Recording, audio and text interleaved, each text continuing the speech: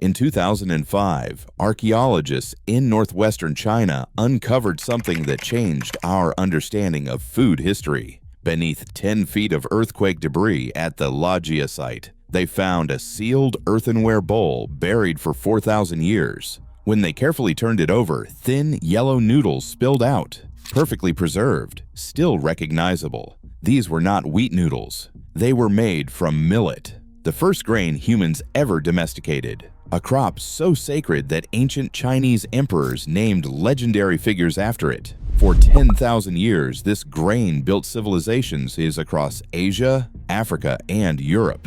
It grows in 60 days. It survives drought that would kill wheat and rice. It needs almost no water.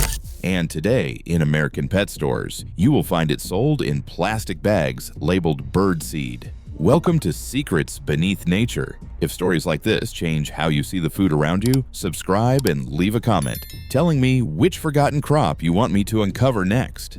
Now let me show you how the grain that fed empires became food for parakeets.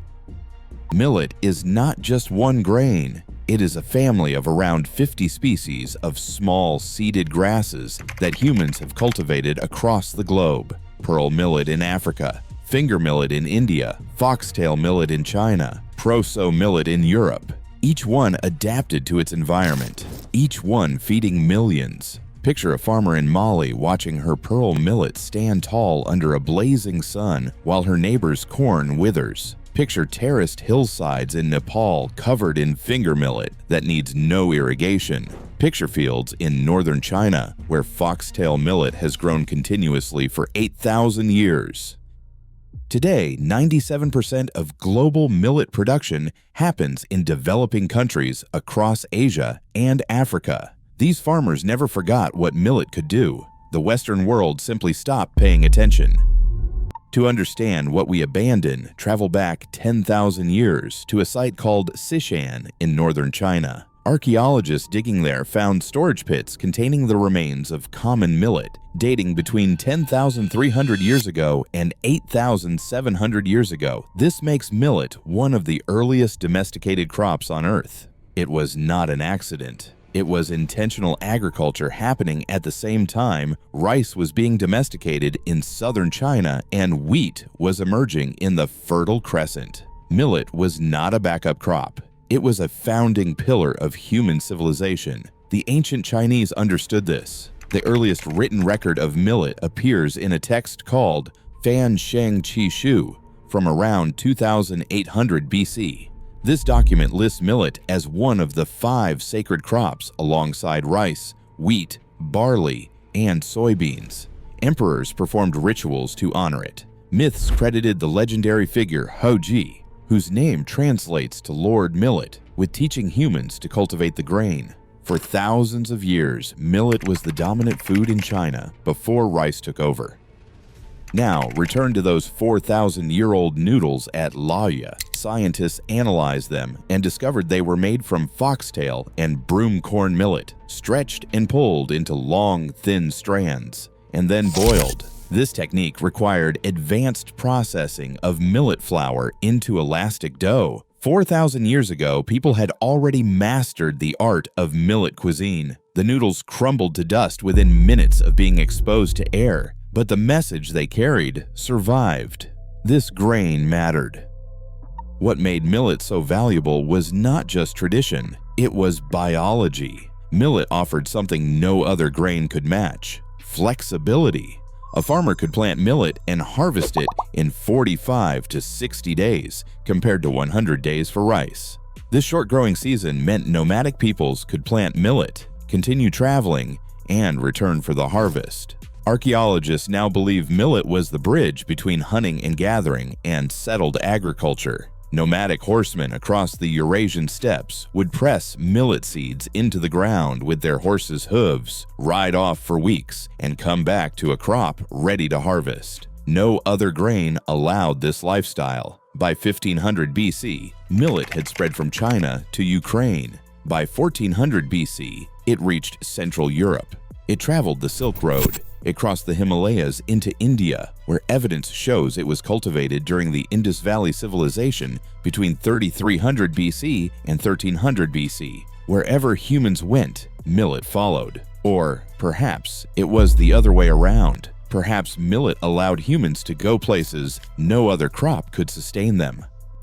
Walk into any supermarket today and look at the nutrition labels. Now imagine a grain that outperforms almost everything on those shelves. Millet contains more B vitamins than wheat or rice. Finger millet contains 300 to 350 milligrams of calcium per 100 grams. That is 10 times more calcium than wheat. Picture a glass of milk next to a bowl of finger millet porridge. The porridge wins.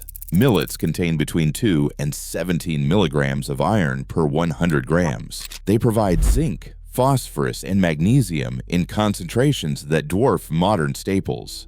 The protein in millet contains essential amino acids like lysine, methionine, and cysteine that are limited in rice and wheat. For people watching their blood sugar, millet offers something remarkable. It has a low glycemic index, meaning it releases energy slowly instead of spiking blood sugar. A 2021 study found that people who ate millet regularly had lower blood glucose levels and reduced hemoglobin A1C, a key marker for diabetes risk. In a world where type 2 diabetes affects hundreds of millions of people, we forgot about a grain that could help manage it naturally. And millet does all this while asking for almost nothing in return.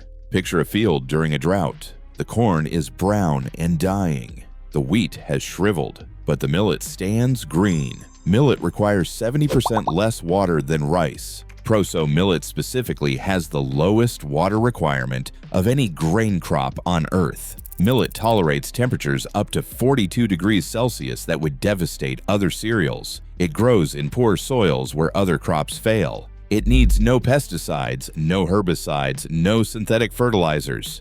For 10,000 years, farmers grew it with nothing but rain and patience. So what happened? How did a grain this nutritious, this resilient, this ancient become something we pour into bird feeders? The answer begins in the 1960s with an agricultural transformation called the Green Revolution.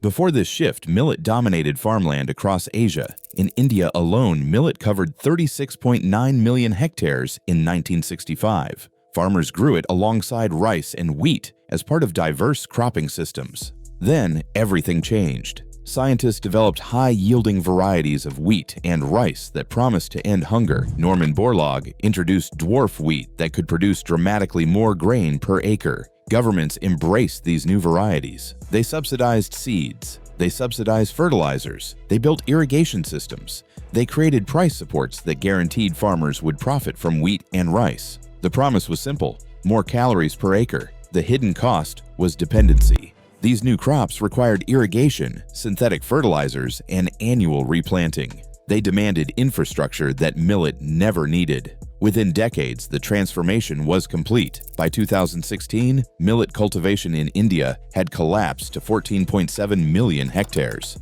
a 60% decline.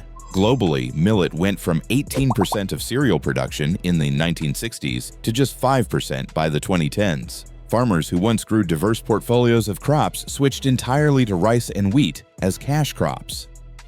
The cultural shift was even more dramatic. Picture a grandmother in rural India cooking millet porridge for her grandchildren. Now picture those same grandchildren 20 years later, embarrassed to eat what they call poor people food. Within a single generation, millet became culturally unacceptable. It was denigrated as something consumed only by laborers and rural poor. The grain that fed emperors became shameful. In the Western world, millet never had a chance to become shameful because it had never been respected in the first place. European colonizers dismissed it, and American agriculture largely ignored it. The only place you could find millet in a typical American store was in the pet aisle, mixed with sunflower seeds and sold as feed for parakeets and finches. Scientists call millets orphan cereals because research institutions abandon them. Universities focus their budgets on corn, wheat, and soybeans. Government agricultural programs taught farmers to think in terms of planting seasons and annual crops. Millet, with its perennial varieties and unconventional growing patterns, did not fit the industrial model. The consequences of this abandonment are now becoming impossible to ignore. Picture farmers in California watching their wells run dry while rice paddies drain aquifers. Picture fields in the American Midwest where topsoil washes away after every spring tilling. Picture hospitals filling with diabetes patients whose disease is linked to diets built around refined wheat and white rice. We traded a grain that takes care of itself for grains on life support. Rice and wheat require massive water inputs. They demand synthetic fertilizers because annual tilling destroys soil biology. They need pesticides because bare fields between growing seasons attract pests. A 2021 study calculated that if India shifted back to millet cultivation, the country could save 300 billion cubic meters of water and 50 million metric tons of greenhouse gas emissions every single year. Picture those numbers. Picture the rivers that would keep flowing. Picture the carbon that would stay in the ground. But nature plays the long game, and millet never actually disappeared. In 2021, the United Nations General Assembly declared 2023 the International Year of Millets. The proposal came from India and received support from 72 countries. After 60 years of decline, governments finally acknowledged what farmers in Africa and Asia never forgot. Millet is not primitive. It is prescient. It is not outdated. It is ahead of its time. Climate change is forcing this reckoning. Picture a farmer in Kansas watching temperatures climb year after year. Picture a rancher in Texas whose wells are dropping. One American farmer recently said he has never seen a crop that stood the heat, stood the drought, and still made him money the way millet does. As water becomes scarce and temperatures rise, the characteristics we bred out of our food system are suddenly looking less like inefficiency and more like survival. India has committed to becoming the global hub for millet production. The country already produces 20% of the world's millet and 80% of Asia's supply. Farmers who abandon the grain are returning to it. Restaurants are putting millet dishes on their menus. Young people who once rejected their grandparents' food are rediscovering it as a superfood. You can participate in this revival today. Millet is available at health food stores, online retailers, and Indian or African grocery stores. It cooks like rice in 20 to 25 minutes. You can substitute it for quinoa or couscous in any recipe. You can make porridge, flatbreads, salads, or pilafs. The grain that built the first civilizations is ready to feed you if you let it. Return now to that archaeological site in Lajia, China. Imagine the hands that stretched those noodles 4,000 years ago. The cook did not know an earthquake would bury their meal under 10 feet of rubble. They did not know scientists would find it 4,000 years later. They were just making dinner.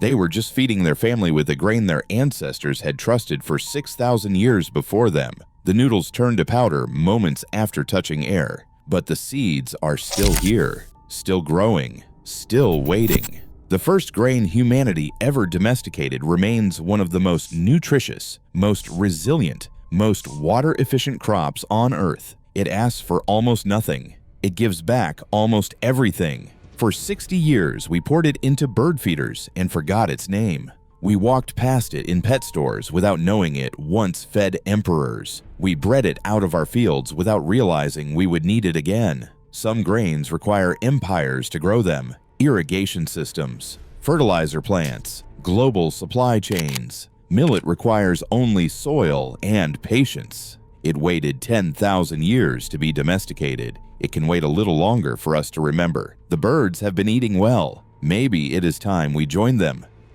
The vault is open. If this story changed how you see the seeds in your backyard, subscribe to Secrets Beneath Nature. We are digging up the history that modern agriculture tried to bury. Some grains travel thousands of miles to reach your table. Others have been waiting in the pet aisle all along.